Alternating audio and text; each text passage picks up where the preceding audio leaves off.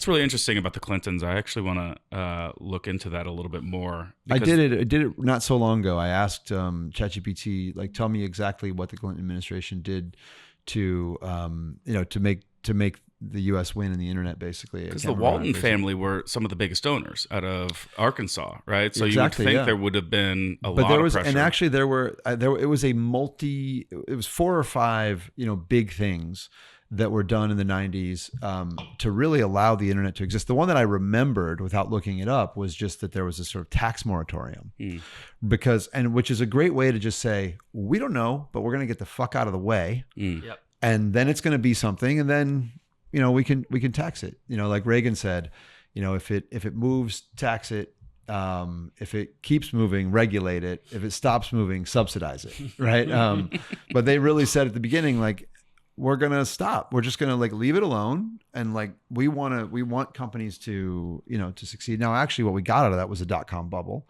And a lot of people did get hurt. And I think what a lot of people in crypto don't remember, but I do, because we sold our company to AOL in May of 99 and we looked like geniuses. But then, in 2001, I couldn't raise a very small amount of money because the market was so shitty. It took me 18 months to raise $750,000 from between 2001 and 2002, because I remember, bubble up, bubble down, then 9/11, all these kind of these peaks and troughs that we feel in crypto feel normal to me. Yeah. But also, you have to remember, you didn't have the headwind of Washington at that time. Like you had, for the most part, and I mean, a lot of people would say that Washington should have done more to protect us from things like, Facebook and privacy issues, et cetera, which is also probably true, but they really kind of took a lean back approach on the regulation and say, well, let's see what happens. Let's see what the problems are, and then we'll address them. Yeah, it's a hardened, community, right? Like, it feels like there's nothing that we can't accomplish if it comes together. There's a unifying force. I think that we'll start to see, politicians that are against the BSA and the Patriot Act and, start to reinforce some of these things, striking down like KYC, AML laws, or at least like, the Coinbase hack is ridiculous. It's horrible to see, what's happened with this stuff.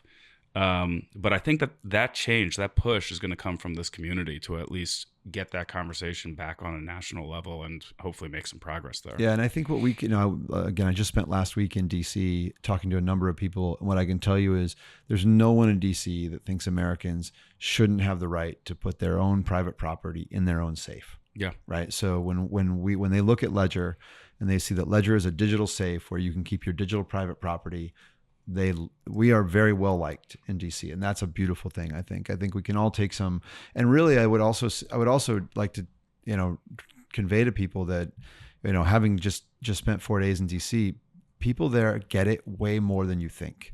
Especially the staffers. I mean, a lot of the people, Yep. that are Congress people and senators as well.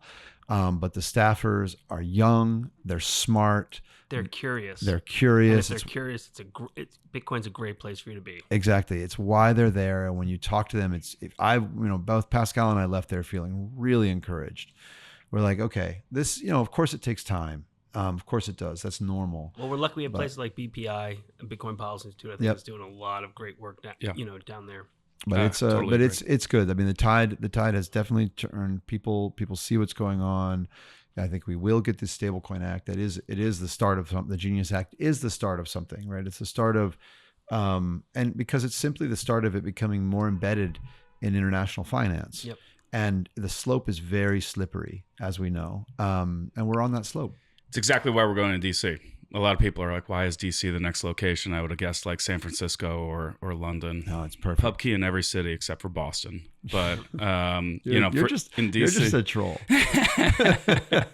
I was thinking one night, I was trying to come up with a tweet. I was like, a PubKey in every city except for, and I was like, who would be the most vocally upset about this? Yeah, and I was just like, it's exactly, Boston. this is it's absolutely, and it was like, it was perfect. It's exactly they what took I the mean. bait.